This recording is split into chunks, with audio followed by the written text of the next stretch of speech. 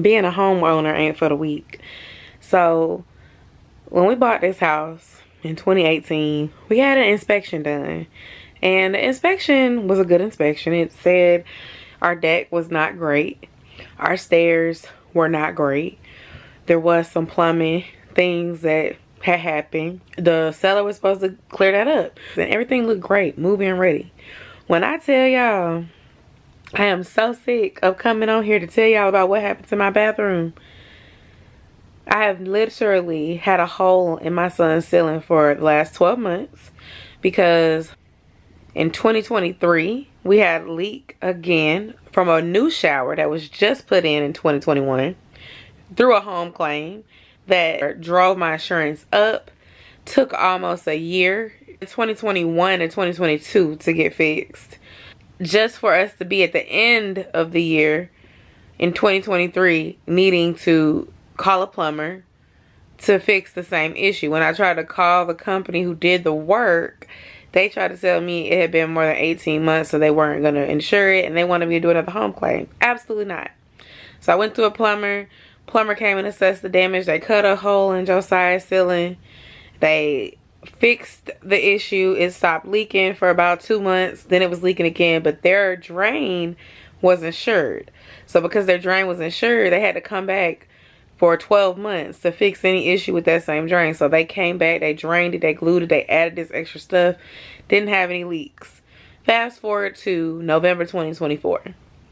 Here we are, almost a week or two before the warranty on this work, on this drain, is up.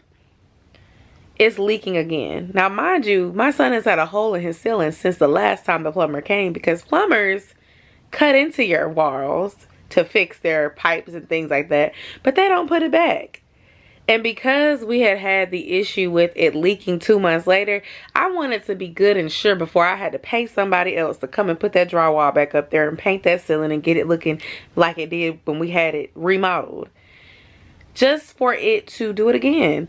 And the plumber comes about a week before the warranty is up and tells us, oh, this is not covered because you have a crack in your shower again, and we don't warrant that. You know, that's a separate issue. So I just go like, are you freaking kidding me? To be a homeowner, it could just be a lot. And mind y'all, we literally just did renovations on the stairs and the deck in October and early November. That wasn't a inexpensive project. So to turn around and have to do a shower because of a crack that we thought was fixed by a professional company less than 3 years ago, and to be in the same boat is just beyond me. Josiah's room, we're redoing it. We're not necessarily having to rip out carpet or you know, get the stuff painted again. We're not that bad because of me leaving a hole in there. If we would have put the hole back up and we had this leaking pan of dirty water coming down, then we would be in the same boat where the water would have been dripping and messing up the whole ceiling and messing up the floors. But because we kind of knew, we were able to be proactive. We were able to put something down to catch the water. We were able to get someone in to do these little fixes along the way. So that kind of helped prevent the severe damage that would lead to a home claim. But when I tell y'all being a homeowner is not for the weak, this is the type of stuff that'll make you wish you had an apartment where you could call maintenance to come and fix it and get somebody else to do it. Luckily, we met this guy. His name is D, and he owns a company called the Painters Elite. He does contract work on stairs, decks, fences. He does remodels. He does painting and accent walls. He did our deck and our stairs, and he's currently working on our shower, and he's going to build us a tile shower. When the plumber discovered the crack, he let us know that fiberglass is just a really cheap material that he did not recommend for a shower. I could be at risk of having the same issue occur again because it's fiberglass. And lots of times when you buy things through your home warranty, they're going to replace it with the cheapest thing possible. Apples to apples. And if it doesn't exist anymore because your house was built a decade ago, 2 decades ago, they're going to find the cheapest on the market thing that they can get to put in there. For NRG construction, I would not recommend them because they had a lot of sloppy work done when they came and fixed our home. Did it look nice in the end? Yes.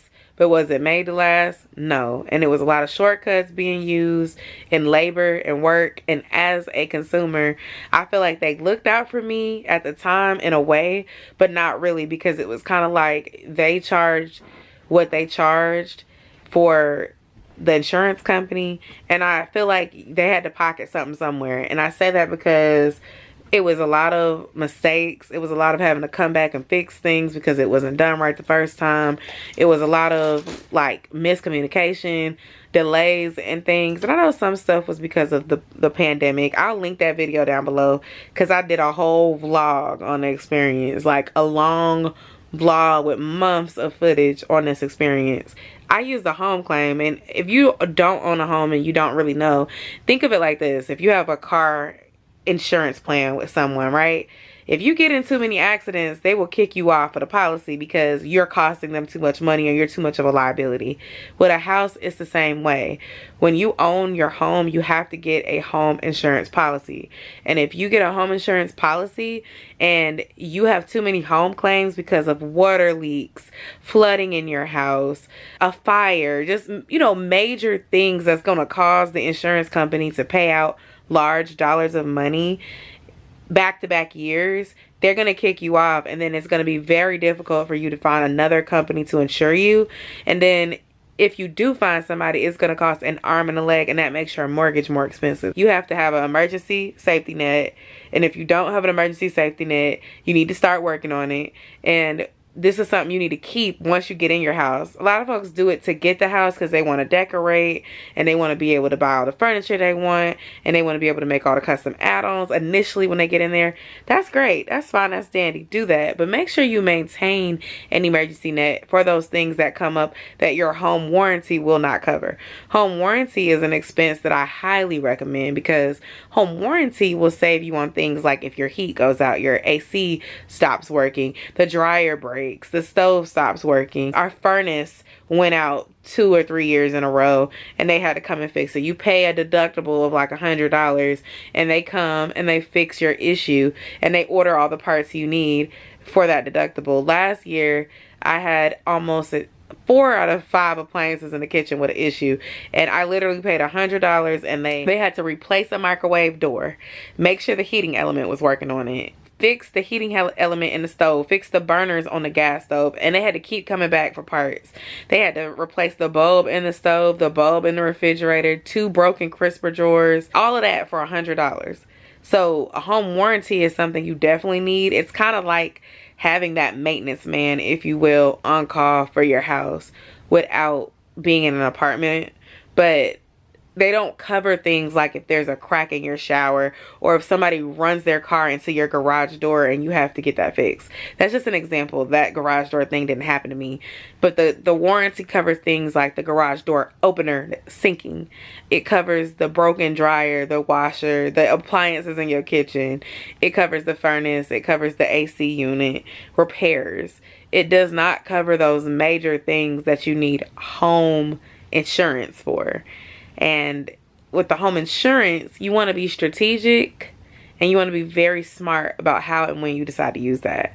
When the water leaked through to my son's room and his room was flooding with water and the carpet had mold in it and the ceiling was caving in and it was going to be a whole bathroom remodel, it was smart for us to use it. But for this, it was a little different because we had already had a plumber come and look at it.